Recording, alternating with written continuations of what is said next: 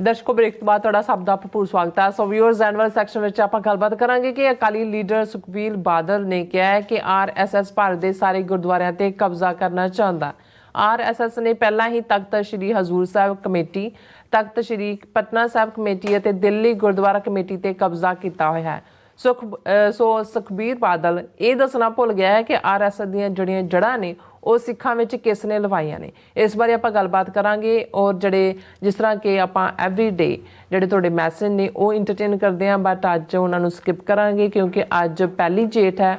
ਉਸ ਦੇ ਹਵਾਲੇ ਨਾਲ ਆਪਾਂ ਜਿਹੜਾ ਸ਼ਬਦ ਹੈ ਉਸ ਦੀ ਵਿਚਾਰ ਕਰਨ ਜਾ ਰਹੇ ਹਾਂ। ਸੋ ਅਸੀਂ ਚਾਹਾਂਗੇ ਕਿ ਤੁਸੀਂ ਇਸੇ ਤਰ੍ਹਾਂ ਬੜੇ ਰਹਿਣਾ, ਦੇਖਣ ਸੁਣ ਲਈ ਐਂਡ ਲਿਖਣ ਲਈ ਤੁਹਾਡਾ ਸਭ ਦਾ ਬਹੁਤ ਬਹੁਤ ਧੰਨਵਾਦ ਜੀ। ਡਾਕਟਰ ਸਾਹਿਬ ਕੀ ਵਿਚਾਰਾਂ ਨੇ? ਬੜੀ ਦੇਰ ਕਰਦੀ ਮਿਹਰਬਾਨ ਆਤੇ ਆਤੇ ਸੁਖਬੀਰ ਬਾਦਲ, ਅਕਾਲੀ ਦਲ, ਸ਼੍ਰੋਮਣੀ ਕਮੇਟੀ, ਹਰ ਸਿੱਖ ਸੰਸਥਾ ਜਿਹਦੇ ਟੱਬਰ ਨੇ ਬੇੜਾ ਗਰਕ ਕੀਤਾ ਜਿਸ ਦਾ ਔਰ ਝੋਲੇ 'ਚ ਪਾ ਕੇ ਸਭ ਕੁਝ ਸੁਖਬੀਰ ਬਾਦਲ ਤੇ ਉਹੀ ਜੱਜ ਜੀਜੇ ਸਾਲੇ, ਉਹੀ ਬਿਕਰਮ ਮਜੀਠੀਆ, ਹਰਸਿਮਰਤ ਬਾਦਲ ਉਹੀ ਲਈ ਫਿਰਦੇ ਨੇ। ਨਤੀਜੇ ਦੇ ਤੌਰ 'ਤੇ ਅੱਜ ਅਕਾਲ ਤਖਤ ਦੇ ਜਥੇਦਾਰ ਦਾ ਜਿਹੜਾ ਬੋਲਬਾਲਾ, ਦਬਦਬਾ ਔਰ ਪ੍ਰਭਾਵ ਔਰ ਹੁਕਮ ਦੀ ਤਾਮੀਰ ਕਰਨ ਦੀ ਗੱਲ ਸੀ ਉਹ ਵੀ ਬਟ ਆਫ ਜੋਕਸ ਹੈ। ਔਰ ਅਸੀਂ ਦੇਖਿਆ ਕਿ ਕਿਵੇਂ ਇਹ ਨਹੀਂ ਹੋਇਆ ਕਦੇ ਕਿ ਭਾਈ ਜਥੇਦਾਰ ਆ ਕੇ ਇੱਥੇ ਬੈਠਾ 3 ਦਿਨ ਡੀਕਦਾ ਹੋਏ ਕਿ ਉਸਨੇ ਪੈਰੇਡ ਦੇ ਵਿੱਚ ਸ਼ਿਰਕਤ ਕਰਨੀ ਹੈ ਔਰ ਸਿੱਖ ਸੰਸਥਾਵਾਂ ਖਲੋਤੀਆਂ ਹੋਣ ਕਿ ਵੀ ਨਹੀਂ ਇਹ ਬਾਦਲਾਂ ਦੇ ਤਨਖਾਹਦਾਰ ਨੇ, ਇਹਨਾਂ ਨੂੰ ਅਸੀਂ ਕੋਈ ਸਪੇਸ ਨਹੀਂ ਦੇਣਾ। ਔਰ ਉਹ ਬਿਲਕੁਲ ਜਿਸ ਨੂੰ ਬੇਰੰਗ ਪਰਤਣਾ ਹੋਏ ਇਵੇਂ ਹੋਇਆ ਹੋਏ।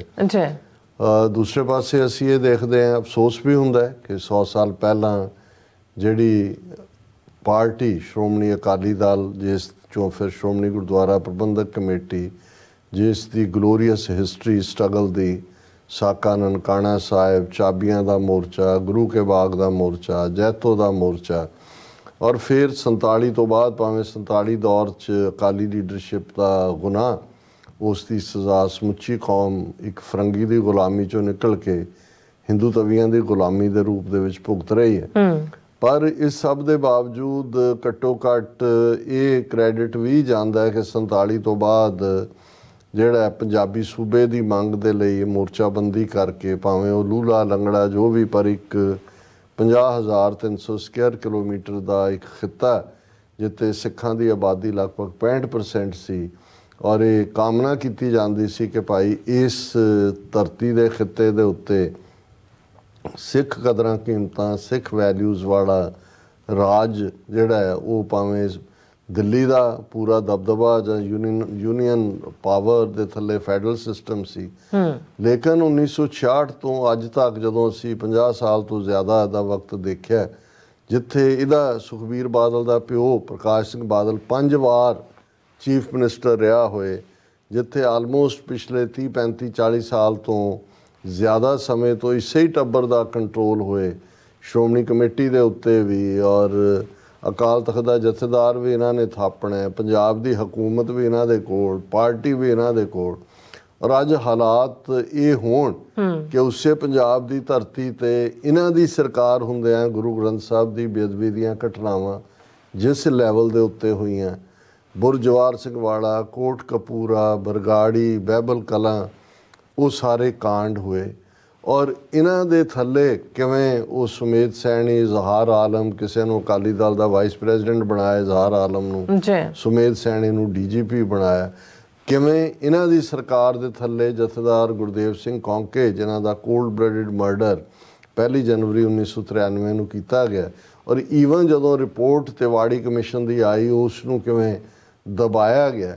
ਇਹ ਸਾਰਾ ਇਹਨਾਂ ਦੇ ਰਾਜ ਦਾ ਜੇ ਅੱਜ ਹਾਲਾਤ ਇਹ ਨੇ ਕਿ ਉਹ ਤਾਂ ਮਰ ਗਿਆ ਡਿਸਗ੍ਰੇਸ ਹੋ ਕੇ, ਜਿਹਨੂੰ ਇਹਨਾਂ ਨੇ ਪੰਥ ਰਤਨ ਤੇ ਫਖਰੇ ਕੌਮ, ਜਥੇਦਾਰ ਤੁਹਾਡੀ ਪੇਰੋਲ ਤੇ ਤੁਸੀਂ ਉਹਨਾਂ ਨੂੰ ਦਵਾ ਰਹੇ ਹੋ।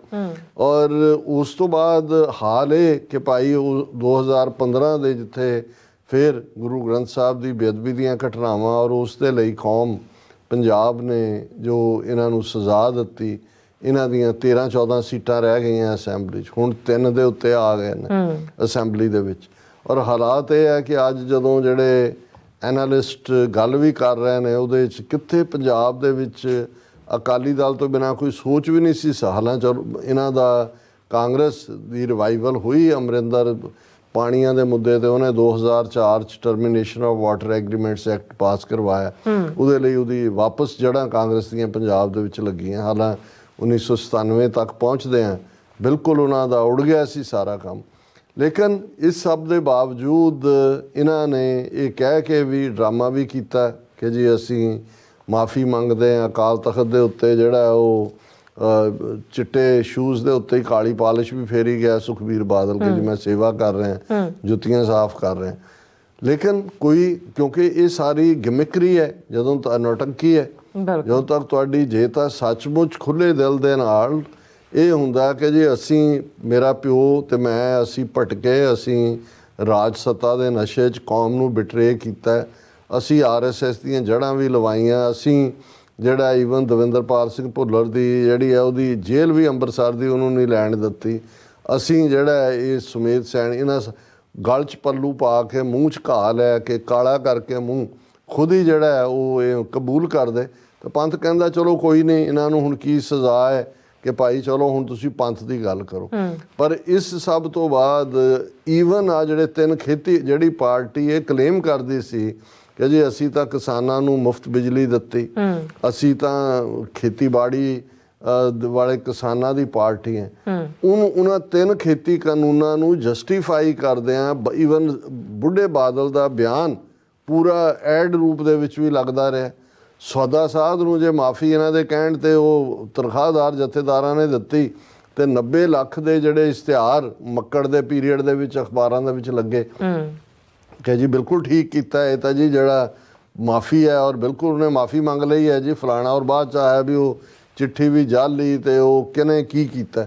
ਹੁਣ ਜਦੋਂ ਤੁਸੀਂ ਇਸ ਸਾਰੇ ਨੂੰ ਦੁਬਾਰਾ ਦੇਖਦੇ ਹੋ ਔਰ ਅੱਜ ਜਦੋਂ ਕਿ ਕੱਚੇ ਲੱਥੇ ਹੋਏ ਨੇ ਸੁਖਬੀਰ ਬਾਦਲ, ਉਹਦੀ ਘਰ ਵਾਲੀ ਬਿਕਰਮ ਮਜੀਠੀਆ, ਇਹ ਸਾਰਿਆਂ ਨੇ ਕਿਵੇਂ ਰਲ ਕੇ ਉਹਨੂੰ ਜਗੀਰ ਕੌਰ ਨੂੰ ਖੜਾ ਕਰਕੇ ਬੀਬੀ ਪਰਮਜੀਤ ਕੌਰ ਖਾਲੜਾ ਨੂੰ ਹਰਾਇਆ। ਹੁਣ ਉਹ ਕਿਵੇਂ ਇੱਕ ਕ੍ਰਿਮੀਨਲ ਜਿਹੜਾ ਉਸ ਦੀ ਮਾਈਂਡ ਸੈਟ ਜਿੱਥੋਂ ਦੀ ਉਹ ਨਿਕਲਿਆ ਸਾਰਾ, ਸਿੱਖੀ ਦਾ ਤਾਂ ਨਾਂ ਜਾਂ ਖਾਲਿਸਤਾਨ ਦੀ ਲਹਿਰ 'ਚ ਤਾਂ ਯੋਗਦਾਨ ਜਿਹੜਾ ਉਹ ਤਾਂ ਇੱਕ ਪੁੱਟ ਔਨ ਹੈ। ਵਿਰਸਾ ਸਿੰਘ ਵਲਟੋਆ ਉਹ ਕਿਸ ਕਿਸਮ ਦੀਆਂ ਗੱਲਾਂ ਕਰ ਰਿਹਾ ਕਿ ਜੀ ਕੌਣ ਜਾਲੀ ਹੈ ਪੰਥਕ, ਵੀ ਮੈਂ ਹੀ ਅਸਲੀ ਪੰਥਕ ਹੈ, ਮੈਂ ਜੀ ਕੌਮ ਦੇ ਲਈ ਇਹ ਕੀਤਾ ਤੇ ਉਹ ਕੀਤਾ। ਪਰ ਮੈਨੂੰ ਅੱਜ ਜਿਹੜੀ ਸੁਖਬੀਰ ਬਾਦਲ ਦੀ ਸਟੇਟਮੈਂਟ ਸੀ ਦਿਲਚਸਪੀ ਲੱਗੀ, ਕਿਉਂਕਿ ਕੋਈ ਐਸੀ ਨਵੀਂ ਗੱਲ ਨਹੀਂ ਕਹੀ ਜਿਹੜੀ ਕਿਸੇ ਨੂੰ ਪਤਾ ਨਾ ਹੋਏ। ਪਰ ਜੇ ਮੂੰਹ ਦੇ ਉੱਤੇ ਹੁਣ ਇਹ ਲਫ਼ਜ਼ RSS ਜਿਸ ਦੀਆਂ ਜੜ੍ਹਾਂ ਲਵਾਈਆਂ, ਜਿਨ੍ਹਾਂ ਨੂੰ ਪੂਰੀ ਥਾਂ ਦਿੱਤੀ, ਜਿਨ੍ਹਾਂ ਦੀਆਂ ਸ਼੍ਰੋਮਣੀ ਕਮੇਟੀ ਦੀਆਂ ਕਿਤਾਬਾਂ ਦੀ ਪਬਲੀਕੇਸ਼ਨ RSS ਦੇ ਨਾਗਪੁਰ ਤੋਂ ਹੁੰਦੀ ਰਹੀ, ਸੁਖਬੀਰ ਬਾਦਲ ਕਹਿੰਦਾ ਕਿ ਜੀ RSS ਜਿਹੜਾ ਭਾਰਤ ਭਰ ਦੇ ਗੁਰਦੁਆਰਿਆਂ ਦਾ ਕੰਟਰੋਲ ਆਪਣੇ ਹੱਥਾਂ 'ਚ ਲੈ ਰਿਹਾ। ਔਰ ਉਹਨੇ ਕਿਹਾ ਜੀ ਆਲਰੇਡੀ ਜਿਹੜਾ ਹੈ ਉਹਨਾਂ ਨੇ ਤਖਤ ਸ੍ਰੀ ਪਟਨਾ ਸਾਹਿਬ, ਤਖਤ ਸ੍ਰੀ ਹਜ਼ੂਰ ਸਾਹਿਬ ਔਰ ਦਿੱਲੀ ਗੁਰਦੁਆਰਾ ਪ੍ਰਬੰਧਕ ਕਮੇਟੀ ਦਾ ਕੰਟਰੋਲ ਉਹਨਾਂ ਦੇ ਕੋਲ ਹੈ। ਔਰ ਹੁਣ ਜਿਹੜਾ ਹਰਿਆਣਾ ਦਾ ਵੀ ਉਹਨੇ ਮੈਂਸ਼ਨ। ਸੋ ਮਤਲਬ ਫਿਰ ਰਹਿ ਕੀ ਗਿਆ ਕਿ ਵੀ ਹਜ਼ੂਰ ਸਾਹਿਬ ਵੀ ਉਹਨਾਂ ਦੇ ਕੋਲ ਕਮੇਟੀ ਹੈ, ਪਟਨਾ ਸਾਹਿਬ ਵੀ ਹੈ, ਦਿੱਲੀ ਵੀ ਹੈ, ਹਰਿਆਣਾ ਵੀ ਮਨੋਹਰ ਲਾਲ ਖੱਟੜ ਨੇ ਜਿਵੇਂ ਸਾਰਾ ਉਸ ਨੂੰ ਘੁਮਾਇਆ। ਸੋ ਹੁਣ ਜਦੋਂ ਇਹ ਡੈਸਪੈਰੇਸ਼ਨ ਵਾਲੀ ਹਾਲਤ ਹੈ, ਪਰ ਇਹਦੇ ਬਾਵਜੂਦ ਨਾ ਤਾਂ ਸਤਾ ਦੀ ਭੁੱਖ ਮਿਟੀ ਹੈ, ਨਾ ਕੋਈ ਪੰਥ ਦਾ ਏਜੰਡਾ ਹੈ। ਇਹਨਾਂ ਸਾਰਿਆਂ ਦੁੱਖ ਵੀ ਹੁੰਦਾ ਹੈ। ਇੱਕ ਉਹੀ RSS ਜਿਹੜਾ 1925 ਸਾਲ ਪਹਿਲਾਂ ਬਣਿਆ, ਜਿਸ ਤੇ ਆਜ਼ਾਦ ਭਾਰਤ 'ਚ ਵੀ 3 ਵਾਰ ਪਾਬੰਦੀਆਂ ਲੱਗੀਆਂ, ਉਹ ਅੱਜ ਹਕੂਮਤ ਦੇ ਉੱਤੇ ਕਾਬੂ ਹੈ, ਕੰਟਰੋਲ ਹੈ ਉਹਨਾਂ ਦਾ, ਦੁਨੀਆ ਭਰ 'ਚ ਉਹਨਾਂ ਦਾ ਨੈਟਵਰਕ ਹੈ। ਤੇ 100 ਸਾਲ ਪਹਿਲਾਂ ਸਭ ਤੋਂ ਜ਼ਿਆਦਾ ਕੁਰਬਾਨੀਆਂ ਕਰਨ ਵਾਲੀ ਸਿੱਖਾਂ ਦੀ ਧਿਰ ਜਿਹੜੀ ਬੇਸ਼ੱਕ ਪਾਰਟੀ ਅਕਾਲੀ ਪਾਰਟੀ ਦੇ ਰੂਪ 'ਚ ਆਈ, ਉਹਨਾਂ ਦਾ ਜੋ ਅੱਜ ਅਮਲ ਔਰ ਜੋ ਉਹਨਾਂ ਦਾ ਹਸ਼ਰ ਹੈ, ਸੋ ਅਫਸੋਸ ਤੋਂ ਬਿਨਾਂ ਜਿਹੜਾ ਹੋਰ ਕੁਛ ਨਹੀਂ ਕਹਿਣ ਨੂੰ ਹੈ। ਬਿਲਕੁਲ। ਸੋ ਡਾਕਟਰ ਸਾਹਿਬ ਅੱਜ ਦਾ ਵਿਚਾਰ ਹੀ ਹਾਂਜੀ, ਅਸੀਂ ਇਹ ਵੀ ਦੱਸਦੇ ਹੀ ਹੈ ਕਿ ਜਦੋਂ ਅਸੀਂ ਮਹੀਨੇ ਦੇ ਪਹਿਲੇ ਦਿਨ ਦੇ ਵਿਚਾਰ ਕਰਦੇ ਹਾਂ, ਇਸ ਦੇ ਵਿੱਚ ਕੋਈ ਪਵਿੱਤਰ ਦਿਨ ਤੇ ਅਪਵਿੱਤਰ ਦਿਨ ਦਾ ਕਨਸੈਪਟ ਨਹੀਂ ਹੈ। ਉਹੀ 12 ਮਾਹ ਜਿਹੜਾ ਮਾਝ ਦੇ ਵਿੱਚ ਹੈ ਜਾਂ ਤੁਖਾਰੀ 'ਚ ਹੈ, ਸਾਰੇ 12 ਮਾਹ ਚੇਤ ਗੋਬਿੰਦਾ ਰਾਧੀਏ ਤੋਂ ਸ਼ੁਰੂ ਕਰਕੇ ਪੰਜਵੇਂ ਪਾਤਸ਼ਾਹ ਐਂਡ ਦੇ ਵਿੱਚ ਕਹਿੰਦੇ ਨੇ ਮਹਾ ਦਿਵਸ ਮੂਰਤ ਭਲੇ ਜਿਸ ਕੋ ਨਦਰ ਕਰੇ ਨਾਨਕ ਮੰਗੈ ਦਰਸਦਾਨ ਕਿਰਪਾ ਕਰੋ ਹਰੇ। ਕਿ ਹੇ ਵਾਹਿਗੁਰੂ, ਮਹੀਨੇ ਦਿਵਸ ਔਰ ਮਹੂਰਤ ਕੋਈ ਕਹੇ ਜੀ ਇਹ ਭਲਾ ਮਹੂਰਤ ਹੈ, ਇਹ ਉਹਦੇ ਲਈ ਨੇ, ਉਹਦੇ ਲਈ ਭਲੇ ਨੇ ਜਿਹਦੇ ਉੱਤੇ ਵਾਹਿਗੁਰੂ ਦੀ ਨਜ਼ਰ ਹੁੰਦੀ ਹੈ। ਬਿਲਕੁਲ। ਮਤਲਬ ਇਹ ਹੈ ਕਿ ਜਿਸ ਪਲ ਤੁਸੀਂ ਰੱਬ ਨੂੰ ਯਾਦ ਕਰਦੇ ਹੋ ਤੁਹਾਡਾ ਅੰਮ੍ਰਿਤ ਵੇਲਾ ਬਣ ਜਾਂਦਾ ਹੈ। ਜਿਸ ਪਲ ਰੱਬ ਤੁਹਾਨੂੰ ਭੁੱਲਦਾ ਹੈ ਉਹ ਤੁਹਾਡੇ ਲਈ ਕਲਯੁਗ ਬਣ ਜਾਂਦਾ ਹੈ। ਇੱਕ ਘੜੀ ਨਾ ਮਿਲਤੇ ਤਾਂ ਕਲਯੁਗ ਹੋਤਾ, ਹੁਣ ਕਦ ਮਿਲਿਆ ਪ੍ਰਿਯ ਤੁਧ ਭਗਵੰਤਾ, ਮੋਏ ਰਹਿਣ ਨਾ ਵਿਹਾਵੇ ਨੀਂਦ ਨਾ ਆਵੇ, ਬਿਨ ਦੇਖੇ ਗੁਰ ਦਰਬਾਰੇ ਜੀ। ਕਿ ਬਈ ਜਦੋਂ ਹੇ ਵਾਹਿਗੁਰੂ ਤੂੰ ਵਿਛੜਦਾ ਹੈ ਮੇਰੇ ਨਾਲੋਂ, ਤੇਰੇ ਨਾਲ ਵਿਛੋੜਾ ਪੈਂਦਾ, ਇੱਕ ਘੜੀ ਨਾ ਮਿਲਤੇ ਤਾਂ ਕਲਯੁਗ। ਹੁਣ ਘੜੀ 24 ਮਿੰਟਾਂ ਦੀ ਹੈ ਕਿ ਇੰਨਾ ਵੀ ਕਿ ਇੱਕ ਪਲ ਲਈ ਆਖਾਂ ਜੀਵਾਂ ਵਿਸਰੈ ਮਰ ਜਾ, ਮੇਰੀ ਮੌਤ ਹੈ ਜਿਸ ਪਲ ਤੂੰ ਵਿਸਰਦਾ। ਔਰ ਇਵੇਂ ਹੀ ਜਿਹੜੇ ਨਾਨਕਸ਼ਾਹੀ ਕੈਲੰਡਰ ਕੌਮ ਦੀ ਵੱਖਰੀ ਪਛਾਣ ਦਾ ਪ੍ਰਤੀਕ, ਜਿਸ ਦਾ ਬੇੜਾ ਸੰਤ ਸਮਾਜ ਰਾਹੀਂ RSS ਨੇ ਗਰਕ ਕਰਵਾਇਆ, ਉਹੀ ਸੁਖਬੀਰ ਬਾਦਲ ਜਿਹਦਾ ਜ਼ਿਕਰ ਕਰਕੇ ਹਟੇ ਕਿ ਕਿਵੇਂ ਇਸ ਨੂੰ ਡੀਰੇਲ ਕੀਤਾ। ਔਰ ਅੱਜ ਜਿਹਨੂੰ ਨਾਨਕਸ਼ਾਹੀ ਕੈਲੰਡਰ ਕਹਿ ਕੇ ਸ਼੍ਰੋਮਣੀ ਕਮੇਟੀ ਛਾਪਦੀ ਹੈ, ਪ੍ਰਚਾਰਦੀ ਹੈ, ਉਹ ਸਿਰਫ ਬਿਕਰਮੀ ਕੈਲੰਡਰ ਦੇ ਉੱਤੇ ਲਿਖਿਆ ਨਾ ਹੀ ਨਾਨਕਸ਼ਾਹੀ ਕੈਲੰਡਰ ਹੈ। ਬਾਕੀ ਸਾਰਾ ਸਿਸਟਮ ਉਹੀ ਹਿੰਦੂ ਜੰਤਰੀਆਂ ਦਾ ਹੈ। ਔਰ ਮੂਲ ਨਾਨਕਸ਼ਾਹੀ ਕੈਲੰਡਰ ਮੁਤਾਬਕ ਅੱਜ ਜੇਠ ਮਹੀਨੇ ਦੀ ਸ਼ੁਰੂਆਤ ਹੈ। ਔਰ ਜਿਵੇਂ ਅਸੀਂ ਤੁਖਾਰੀ ਰਾਗ ਵਿੱਚ ਗੁਰੂ ਨਾਨਕ ਸਾਹਿਬ ਦਾ 12ਵਾਂ ਉਸ ਨੂੰ ਵਿਚਾਰਦੇ ਹਾਂ, ਮਾਹੋ ਜੇਠ ਭਲਾ ਪ੍ਰੀਤਮ ਕਿਉਂ ਬਿਸਰੈ, ਥਲ ਤਾਪੈ ਸਰ ਭਾਰ, ਸਾ ਤਨ ਬਿਨੋ ਕਰੇ। ਧਨ ਬਿਨੋ ਕਰੇਂਦੀ ਗੁਣ ਸਾਰੇਂਦੀ, ਗੁਣ ਸਾਰੀ ਪ੍ਰਭ ਭਾਵਾਂ, ਸਾਚੈ ਮਹਿਲ ਰਹਿ ਬੈਰਾਗੀ, ਆਵਣ ਦੇ ਤਾਂ ਆਵਾਂ। ਨਿਮਾਣੀ ਨਿਤਾਣੀ ਹਰ ਬਿਨ, ਕਿਉਂ ਪਾਵੈ ਸੁਖ ਮਹਿਲੀ, ਨਾਨਕ ਜੇਠ ਜਾਣੈ ਤਿਸ ਜੈਸੀ, ਕਰਮ ਮਿਲੈ ਗੁਣ ਗਹਿਲੀ। ਕਿ ਜੇਠ ਦਾ ਮਹੀਨਾ ਜਿਹੜਾ ਇੱਕ ਭਲਾ ਮਹੀਨੇ ਦੀ ਸ਼ੁਰੂਆਤ, ਪ੍ਰੀਤਮ ਕਿਉਂ ਵਿਸਰੇ। ਜੇਠ ਭਲਾ ਕਿਵੇਂ ਹੋਏਗਾ ਜੇ ਪ੍ਰੀਤਮ ਵਿਸਰ ਜਾਏ। ਥਲ ਤਾਪੈ ਸਰ ਭਾਰ, ਹੁਣ ਅਸੀਂ ਜੇਠ ਹਾੜ ਤੱਪੇ ਤੇ ਸਾਵਣ ਭਾਦੋ ਵਸੇ, ਇਹ ਪੰਜਾਬੀ ਕਾਮਨ ਫਰੇਜ਼ ਹੈ।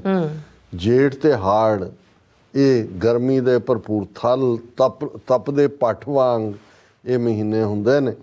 ਔਰ ਗੁਰੂ ਸਾਹਿਬ ਯਾਦ ਦਹਾਨੀ ਕਰਵਾਉਂਦੇ ਨੇ ਕਿ ਭਾਈ ਇਹ ਚਾਰ ਚੁਫੇਰੇ ਜਿਹੜੀ ਧਰਤੀ ਹੈ, ਥਲ ਤਾਪੇ ਸਰ ਭਾਰ, ਸਾ ਤਨ ਬਿਨੋ ਕਰੇ।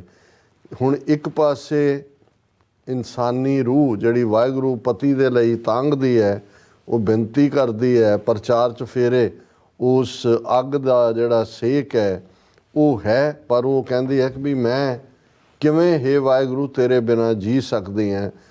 ਚਾਰ ਚੁਫੇਰੇ ਫਰਨੈਸ ਜਦੋਂ ਅਸੀਂ ਕਹਿੰਦੇ ਪੱਠ, ਕਿ ਚਾਰ ਚੁਫੇਰੇ ਪੱਠ ਹੈ। ਥਲ ਤਾਪੈ ਸਰ ਭਾਰ, ਸਾ ਤਨ ਬਿਨੋ ਕਰੇ। ਔਰ ਜਿਹੜੀ ਰੂਹ ਹੈ ਉਹ ਨਿਰੰਕਾਰ ਦੀ ਦਰਗਾਹ ਦੇ ਵਿੱਚ ਅਰਜ਼ੋਈ ਕਰਦੀ ਹੈ, ਅਰਦਾਸ ਕਰਦੀ ਹੈ, ਬੇਨਤੀ ਕਰਦੀ ਹੈ। ਕੀ ਬੇਨਤੀ ਕਰ, ਧਨ ਬਿਨੋ ਕਰੇਂਦੀ ਗੁਣ ਸਾਰੇਂਦੀ, ਕਿ ਉਹ ਬੇਨਤੀ ਕਰਦੀ ਹੈ ਕਿ ਹੇ ਵਾਹਿਗੁਰੂ ਮੈਨੂੰ ਆਪਣੇ ਗੁਣ ਗਾਣ ਦਾ ਬਲ ਬਖਸ਼। ਮੈਂ ਗੁਣ ਗਾ ਰਹੀ ਹੈ, ਬੇਨਤੀ ਕਰ ਰਹੀ ਹੈ। ਗੁਣ ਸਾਰੀ ਪ੍ਰਭ ਭਾਵਾਂ, ਕਿ ਹੇ ਵਾਹਿਗੁਰੂ ਤੂੰ ਮੈਨੂੰ ਇਹ ਹਿੰਮਤ ਦੇ ਕਿ ਮੈਂ ਤੇਰੇ ਗੁਣ ਗਾਵਾਂ ਤੇ ਤੈਨੂੰ ਭਾਵਾਂ। ਕਿ ਹੇ ਵਾਹਿਗੁਰੂ ਤੇਰੇ ਹੀ ਦਿੱਤੇ ਬਲ ਦੇ ਨਾਲ ਮੈਂ ਤੇਰੇ ਗੁਣ ਗਾ ਸਕਦੀ ਹਾਂ। ਕਿਉਂਕਿ ਹਰ ਇੱਕ ਰੂਹ, ਜਦੋਂ ਅਸੀਂ ਇਹ ਕਹਿੰਦੇ ਹਾਂ ਕਿ ਸਿੱਖ ਲਫ਼ਜ਼ ਜੈਂਡਰ ਨਿਊਟਰਲ ਹੈ, ਖਾਲਸਾ ਲਫ਼ਜ਼ ਜੈਂਡਰ ਨਿਊਟਰਲ ਹੈ, ਕਿਉਂਕਿ ਵਾਹਿਗੁਰੂ ਇੱਕ ਪਤੀ ਹੈ ਔਰ ਬਾਕੀ ਸਾਰੀਆਂ ਪਤਨੀਆਂ ਨੇ, ਕੋਈ ਮੇਲ ਹੈ, ਫੀਮੇਲ ਹੈ, ਟਰਾਂਸਜੈਂਡਰ ਹੈ, ਕੋਈ ਹੋਰ ਹੈ, ਉਹਦੇ 'ਚ ਜੈਂਡਰ ਦੀ ਸਪੈਸੀਫਿਕੇਸ਼ਨ ਨਹੀਂ ਹੈ। ਇਹ ਅਲਟੀਮੇਟਲੀ ਹਰ ਰੂਹ ਜਿਹੜੀ ਵੀ ਜਿਸ ਨੂੰ ਇਨਸਾਨੀ ਜੂਨ ਦੇ ਵਿੱਚ ਪੈਦਾ ਕੀਤਾ, ਵਾਹਿਗੁਰੂ ਦੇ ਨਾਲ ਉਸ ਦਾ ਪ੍ਰੇਮ, ਉਸ ਦੀ ਪ੍ਰੀਤ ਨਿਭਣੀ। ਤਨ ਬਿਨੋ ਕਰੇਂਦੀ ਗੁਣ ਸਾਰੇਂਦੀ, ਗੁਣ ਸਾਰੀ ਪ੍ਰਭ ਭਾਵਾਂ, ਸਾਚੈ ਮਹਿਲ ਰਹਿ ਬੈਰਾਗੀ, ਆਵਣ ਦੇ ਤਾਂ ਆਵਾਂ। ਹੁਣ ਸਾਚੈ ਮਹਿਲ, ਉਸ ਸੱਚੀ ਦਰਗਾਹ ਦੇ ਵਿੱਚ ਪ੍ਰਵੇਸ਼ ਕਿਵੇਂ ਮਿਲੇਗਾ? ਤਾਂ ਹੀ ਮਿਲੇਗਾ ਜੇ ਉਹ ਮਾਲਕ ਚਾਹੇਗਾ ਕਿ ਉਸ ਦੇ ਮਹਿਲ 'ਚ ਮੈਂ ਪ੍ਰਵੇਸ਼ ਕਰਾਂ। ਸੋ ਇਹ ਰੱਬ ਦੇ ਨੂੰ ਐਕਸੈਪਟੈਂਸ ਹੈ ਕਿ ਹੇ ਵਾਹਿਗੁਰੂ ਜੇ ਤੇਰੀ ਰਹਿਮਤ ਹੋਏ ਤਾਂ ਮੈਂ ਤੇਰੇ ਗੁਣ ਗਾ ਸਕਦਾ। ਤੇ ਤੇਰੀ ਰਹਿਮਤ ਹੋਏ ਤੇ ਤੈਨੂੰ ਮੈਂ ਕਬੂਲ ਹੋ ਸਕਦਾ। ਅੱਛਾ ਸਾਚੈ ਮਹਿਲ ਰਹਿ ਬੈਰਾਗੀ, ਆਵਣ ਦੇ ਤਾਂ ਆਵਾਂ ਨਿਮਾਣੀ ਨਿਤਾਣੀ, ਹਰ ਬਿਨ ਕਿਉਂ ਪਾਵੈ ਸੁਖ ਮਹਿਲੀ।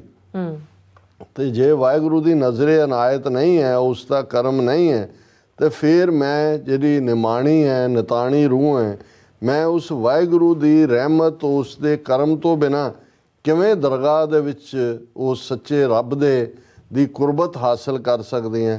ਨਾਨਕ ਜੇਠ ਜਾਣੈ ਤਿਸ ਜੈਸੀ, ਕਰਮ ਮਿਲੈ ਗੁਣ ਗਹਿਣੀ। ਕਿ ਗੁਣ ਗਹਿਲੀ, ਕਿ ਗੁਰੂ ਨਾਨਕ ਪਾਤਸ਼ਾਹ ਯਾਦ ਦਹਾਨੀ ਕਰਵਾਉਂਦੇ ਨੇ ਕਿ ਇਹ ਜੇਠ ਦੇ ਮਹੀਨੇ ਦੇ ਅੰਦਰ ਜੇ ਉਸ ਵਾਹਿਗੁਰੂ ਦੇ ਨਾਲ ਮੇਲ ਹੋਏ ਕਰਮ ਮਿਲੇ ਗੁਣ ਗੈਲੀ, ਕਿ ਮੈਂ ਗੁਣਾਂ ਦਾ ਖਜ਼ਾਨਾ ਵੀ ਉਸ ਦੀ ਰਹਿਮਤ ਨਾਲ ਬਣ ਸਕਦੀ ਹੈ। ਔਰ ਇਸ ਦੇ ਲਈ ਜੇ ਉਹ ਵਾਹਿਗੁਰੂ ਚਾਹੇ ਤਾਂ ਫਿਰ ਮੇਰੇ 'ਚ ਇੰਨੇ ਗੁਣ ਭਰ ਦੇ ਕਿ ਮੈਂ ਉਸ ਨੂੰ ਕਬੂਲ ਹੋਵਾਂ। ਇਹ ਅੱਜ ਦਾ ਵਿਚਾਰ ਹੈ ਜੀ। ਰਾਜ ਸਾਹਿਬ ਤੁਹਾਡਾ ਬਹੁਤ ਬਹੁਤ ਸ਼ੁਕਰੀਆ, ਤੁਸੀਂ ਆਪਣੇ ਵਿਚਾਰ ਸਾਡੇ ਦਰਸ਼ਕਾਂ ਨਾਲ ਸਾਂਝੇ ਕੀਤੇ ਨੇ। ਸੋ ਇਸ ਤਰ੍ਹਾਂ ਆਪਣੇ ਵਿਊਅਰਸ ਕੋਲ ਲੈਣੇ ਇਜਾਜ਼ਤ। ਵਿਊਅਰਸ, ਸਾਡੇ ਪ੍ਰੋਗਰਾਮ ਦਾ ਸਮਾਂ ਇੱਥੇ ਮੁੱਕਦਾ ਹੈ। ਤੁਸੀਂ ਆਪਣੀ ਰਾਏ ਤੇ ਸੁਝਾਅ ਸਾਨੂੰ ਭੇਜਣਾ ਭੁੱਲਣਾ ਸਾਡੇ ਇਸ ਪਤੇ ਤੇ sos@tv84.tv ਤੇ ਅਸੀਂ ਆਪਣਾ ਪ੍ਰੋਗਰਾਮ ਲੈ ਕੇ ਫਿਰ ਦੁਬਾਰਾ ਤੁਹਾਡੇ ਸਾਹਮਣੇ ਹੋਵਾਂਗੇ। ਤਦ ਤੱਕ ਲਈ ਮੈਨੂੰ ਤੇ ਆਪਣਾ ਸਾਨੂੰ ਆਗਿਆ ਦਿਓ। ਦੇਖਦੇ ਰਹੋ TV 84, ਬੁਲਾ ਦਿਓ ਫਤਿਹ। ਵਾਹਿਗੁਰੂ ਜੀ ਕਾ ਖਾਲਸਾ, ਵਾਹਿਗੁਰੂ ਜੀ ਕੀ ਫਤਿਹ। ਰੱਬ ਰਾਖਾ।